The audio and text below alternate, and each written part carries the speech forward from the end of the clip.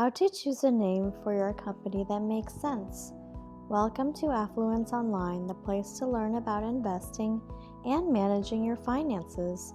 Before we jump into the content, if you're new to the channel, hit the subscribe button and the notification bell so you don't miss another video. We share tips on how to make money every single week. And be sure to hit the like button if you're getting value from these free tips. One of the most important things your company needs is a name. Your name will be the very first thing that almost all of your customers see from you. Long before they meet you, they'll have responded to something or someone that told them the name of your business. So what?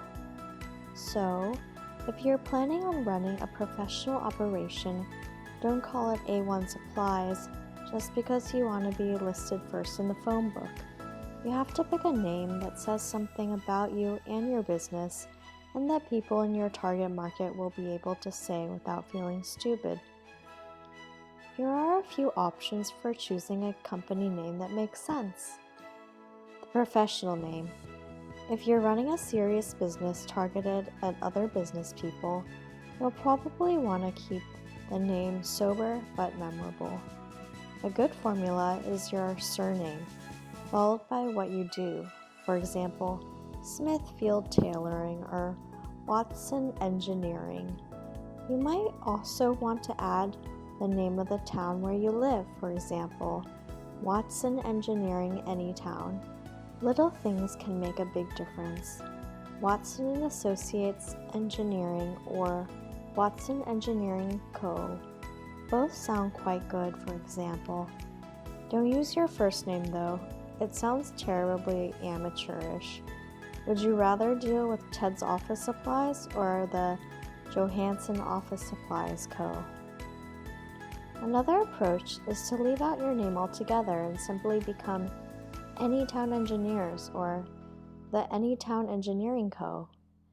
This makes you sound like the first choice locally, especially if your main competitor has the name of another town nearby in their name. The corporate name. They sound quite bad, I reckon, but there's still a place for them, mainly if you want to deal with the big companies that this kind of name appeals to. Simply think of a word to describe your business and translate it to Latin, then add the word consulting if you want. The trendy name. If you're going for a more young or technology-savvy market, you might want a less formal name.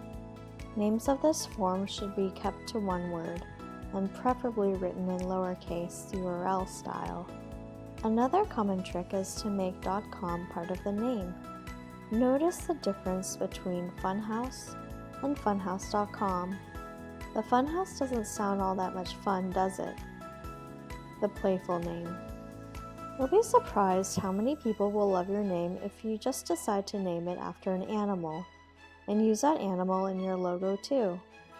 If you don't have much of a marketing budget, this is a good way to get a quick brand identity. If you choose a panda, for example, then people start associating you with pandas, and you can have panda pattern designs on your stationery and decorate your office with bamboo.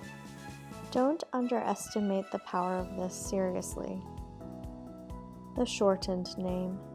One naming method that seems to be especially well used by the big hitters is to take two words that describe your business, shorten them both, and make it one word.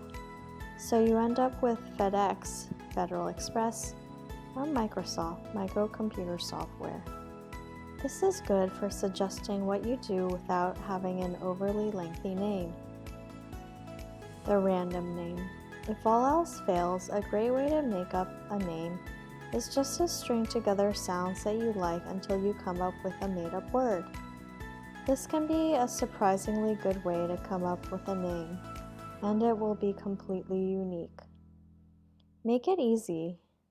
Whatever you do though, make sure your company's name is easy to pronounce and spell. If your surname is hard to say, don't use it. If people seem to have trouble spelling a made-up word, come up with something easier. You'll lose out on an enormous amount of Word of mouth business if people have to write your name down just to communicate it to each other. Check for others. Once you've got some ideas, make sure you check that no one else is already using them. It will be expensive to get halfway through starting up a company only to find that the name you wanted is already taken. Also, you'll have trouble establishing any kind of internet presence with an overused name, if that was part of your plan. If your name is too common, you won't stand a chance of getting yourname.com. Thank you for spending some time with Affluence Online. Make sure to like and subscribe to our channel so you never miss another video. We also handpick these videos that we recommend you watch next. Thanks for watching, and we'll see you back again soon.